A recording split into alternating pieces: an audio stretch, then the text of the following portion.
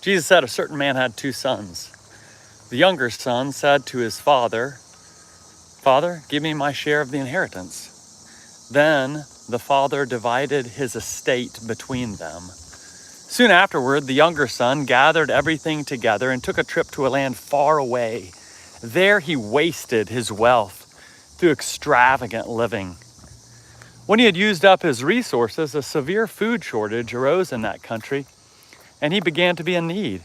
He hired himself out to one of the citizens of that country, who sent him into his field to feed pigs. He longed to eat his fill from what the pigs ate, but no one gave him anything. When he came to his senses, he said to himself, "How many of my father's hired hands have more than enough food? But here I am. How many of my father's hired hands have more than enough food, but I'm starving to death? I will get up and go to my father and say to him, 'Father, I have sinned against heaven and against you. I'm no longer worthy to be called your son. Take me on as one of your hired hands.' So he got up and went to his father. While he was still a long way off, his father saw him and was moved with compassion. His father ran to him, hugged him, and kissed him. Then his son said, 'Father, I have sinned against heaven and against you. I no longer deserve to be called your son.' But the father said to his servants, 'Quickly, bring the best robe and put it on him. Put a ring on his finger and sandals on his feet. Fetch the fattened calf and slaughter it. We must celebrate with feasting, because this son of mine was dead and has come back to life. He was lost and is found.' And they began to celebrate. Now, the older son was in the field. Coming in from the field, he approached the house and heard music and dancing. He called one of the servants and asked what was going on. The servant replied, 'Your brother has arrived, and your father has slaughtered the fattened calf, because he received his son back safe and sound.' Then the older son was furious and didn't want to enter in, but his father came out and begged him. He answered his father, 'Look, I've served you all these years, and I never disobeyed your instructions. Yet you've never given me as much as a young goat, so that I could celebrate with my friends. But when this son of yours returned, after gobbling up your estate on prostitutes, you slaughtered the fattened calf for him.' Then his father said, 'Good, how are you guys doing?' 'All right.' Then his father said, 'Son, you're always with me, and everything I have is yours. But we had to celebrate and be glad, because this brother of yours was dead and is alive. He was lost and is found.'" Jesus also said to the disciples, a certain rich man heard that his household manager was wasting his estate. He called the manager in and said to him, "What's this I hear about you? Give me a report of your administration, because you can no longer serve as my manager." The household manager said to himself, "What will I do now that my master is firing me as his manager? I'm not strong enough to dig and too proud to beg. I know what I'll do, so that when I'm removed from my management position, people will welcome me into their houses." One by one, the manager sent for each person who owed his master money. He said to the first, "How much do you owe?" He said, 900 gallons of olive oil. The manager said to him, "Take your contract, sit down quickly, and write 450 gallons. Then the manager said to another, "How much do you owe?" He said, 1,000 bushels of wheat.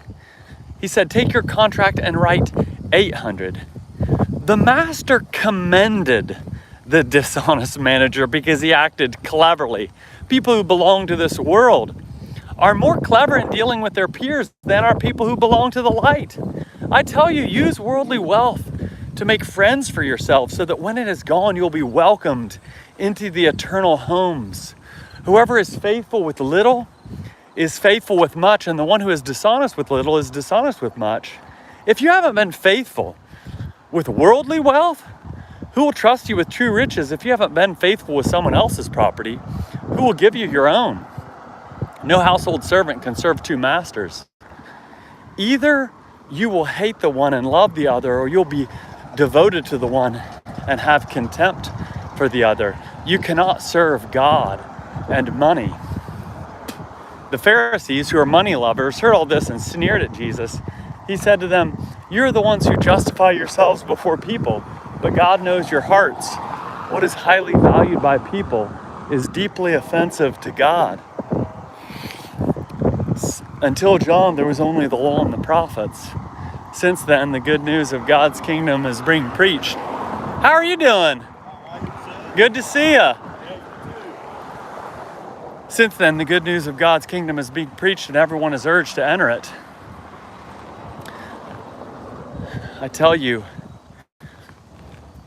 Since then, the good news of God's kingdom is being preached and everyone is urged to enter it. It's easier for heaven and earth to pass away than for the smallest stroke of a pen in the law to drop out. Any man who divorces his wife and marries another commits adultery, and a man who marries a woman divorced from her husband commits adultery. There was a certain rich man who clothed himself in purple and fine linen and who feasted luxuriously every day. At his gate lay a certain poor man named Lazarus who was covered with sores.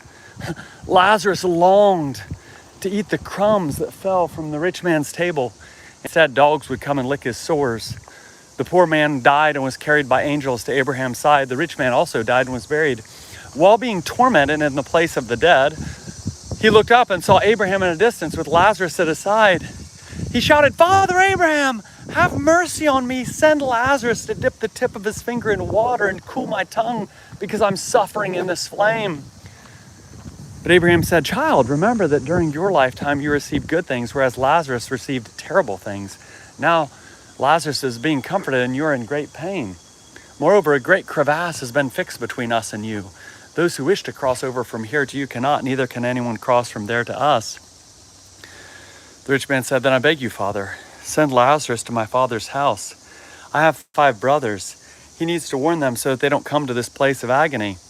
Abraham replied, "They have Moses and the prophets. They must listen to them." The rich man said, "No, Father Abraham, but if someone from the dead goes to them, then they will change their hearts and lives." Abraham said, "If they don't listen to Moses and the prophets, then neither will they be persuaded if someone rises from the dead."